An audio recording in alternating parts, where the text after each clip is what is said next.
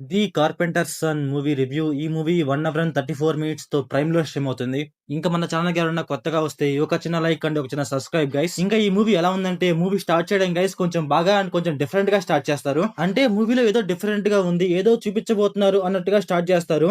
Movie starting లో 5 to 10 minutes ఇలా ఉంటుంది. దీని తర్వాత ఏంటంటే, మూవీలో ఏదో ఒక చిన్న పాయింట్ పట్టుకొని మూవీ స్టోరీ ఎంత లాగ్ చేస్తారంటే అంత లాగ్ చేస్తారు. అసలు మూవీలో కొన్ని సీన్స్ వస్తా ఉంటాయి, అసలు ఎందుకు వస్తున్నాయి, అసలు అక్కడ ఏం చేస్తున్నారో మనకేం అర్థం కాదు. ఫస్ట్ ఆఫ్ ఆల్ ఏంటంటే, మూవీలో ఒక డిఫరెంట్ వరల్డ్ ఉంటుంది. ఆ వరల్డే మనకి పర్ఫెక్ట్ గా చూపించారు. అసలు వీళ్ళేంటి, అసలు వీళ్ళు ఏం చేస్తున్నారు, అసలు ఆ పిల్లోడిని ఎందుకు అంత సెక్యూర్ గా చూస్తున్నారు మనకు అర్థం కాదు. అసలు మూవీలో ఏదైతే ఉందో మెయిన్ పాయింట్, ఆ మెయిన్ పాయింటే మనకైతే పర్ఫెక్ట్ గా అర్థం కాదు.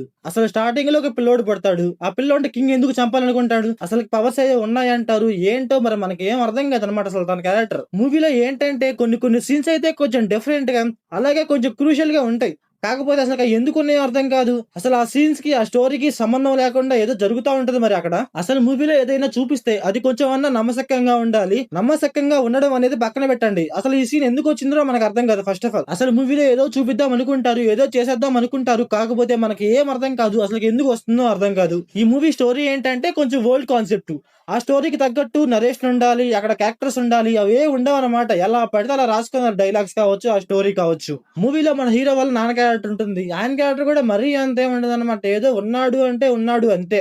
అసలు లిటరల్లీ ఏంటంటే, ఫస్ట్ ఆఫ్ ఆల్ మూవీలో మన హీరో క్యారెక్టరే మనకు అర్థం కాదు అని నచ్చదు కూడా. మూవీలో స్టార్టింగ్ ఒక అమ్మాయి ఉంటుంది అనమాట. అసలు ఆ అమ్మాయి ఎందుకు ఉందో ఏమో అర్థం కాదు, కానీ క్లైమాక్స్ లో ఏదో డిమోన్ అంటారు, ఏదో చేసేస్తారు. అదే కొంచెం ఏదో అనిపించింది నాకైతే, అంత మంచిగా అనిపించలేదు. ఏదో క్లైమాక్స్ లో డిమోన్ అనేసి ఏదో చంపేసుకోవడం ఏదో చేస్తారు, ఏదో కొంచెం అక్కడైతే కొంచెం పర్లేదు అనిపించింది అంతే. మూవీ ఏంటంటే చాలా అంటే చాలా సైలెంట్ గా వెళ్తా ఉంటది. మూవీలో స్టోరీ ఉండదు, మాటలు ఉండవు, కన్వర్జేషన్స్ ఉండవు, ఏ ఉండవు అనమాట. మూవీ మొత్తం సైలెంట్ గా ఉంటది. ఏదో కొన్ని సీన్స్ వస్తా ఉంటాయి, అవి ఎందుకు వస్తాయో అర్థం కాదు, వాళ్ళు ఏం చేస్తున్నారో అర్థం కాదు. ఇంకా ఈ మూవీ స్టోరీ లైన్ ఏంటంటే, మూవీ స్టార్టింగ్ లోనే ఒక అబ్బాయి పడతాడు, ఆ అబ్బాయిని చూస్తే కింగ్ చంపేస్తాడంట. అందువల్ల అయితే తనని వేరే ఊరికి తీసుకువెళ్తారు. అక్కడికి వెళ్ళాక ఏం జరిగింది, ఆ పిల్లోడు ఏం చేశాడు అనేసి మనం మూవీలో చూస్తాం.